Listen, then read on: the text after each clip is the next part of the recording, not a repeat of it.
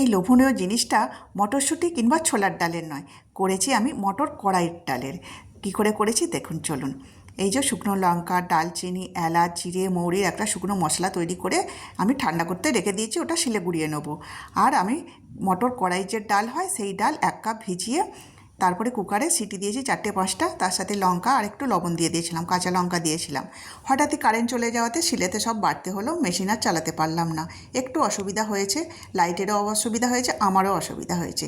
তারপরে বাটার পরে কড়াইতে 1 চামচ ঘি দিয়েছি, ঘি দেওয়ার পরে হিং দিলাম, দিয়ে ডালটা একটু ভাজা ভাজা করে নিয়েছি, করে নিয়ে একটু বেশি করে চিনি দিয়েছি আর একটু লবণ দিলাম, পরিমাণ মতো লবণটা দিয়েছি। ভাজা মশলাটা দিয়ে পুরটা আমার রেডি হয়ে গেছে, খুব সহজেই কিন্তু তৈরি হয়ে যায়।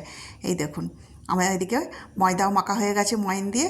এইবার একটা করে লেচি নেবো আর বাটির আকারে শেপ করে এই যে পুরটা তৈরি করেছি এই পুরটা এবার এক এক করে ভরে দেবো। এটা কিন্তু খুব সহজেই তৈরি হয়ে যায়, খেতে কিন্তু দুর্দান্ত লাগে। আমরা মটরশুঁটির খাই কিংবা ছোলার ডালেরও ডালপুরি খাই, কিন্তু এই মটর কড়াইয়ের ডালপুরিটা না খেতে আরও সুস্বাদু লাগে। এই একটা করে ভরা হয়ে গেল, এবার হালকা হাতে তেল দিয়ে বেলে নিয়ে গরম গরম তেলে ছেড়ে দেবো। এই যে সাদা তেলে ছেড়ে দিলাম, তেল তো গরম হয়েই আছে, দেখুন কেমন ফুলবে।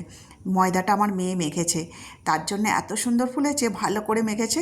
ময়দা মাখার ওপরেই কিন্তু ডালপুরি কিংবা কচুরি ফুলে। এই দেখুন কত সুন্দর ফুলেছে। এবার একদম গরম গরম পাতে নিয়ে চলে যাব। সব ভাজা হয়ে গেছে, এই দেখুন। এইগুলো কিন্তু বাসি খেতে খুব ভালো লাগে। আজকে ডিনারে তৈরি করেছি, তাই ডিনারই পরিবেশন করলাম। এর সাথে রয়েছে একদম কষা কষা লাল লাল আলুর দম, আর তার সাথে মিষ্টি থাকবে না, তার সাথে রয়েছে একটা গরম গোলাপজাম।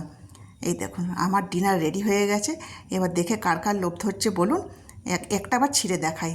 এই দেখুন কতটা সুন্দর ভিতরটা হয়েছে। এবার খেতে শুরু করলাম। কেমন লাগলো ভিডিওটা অবশ্যই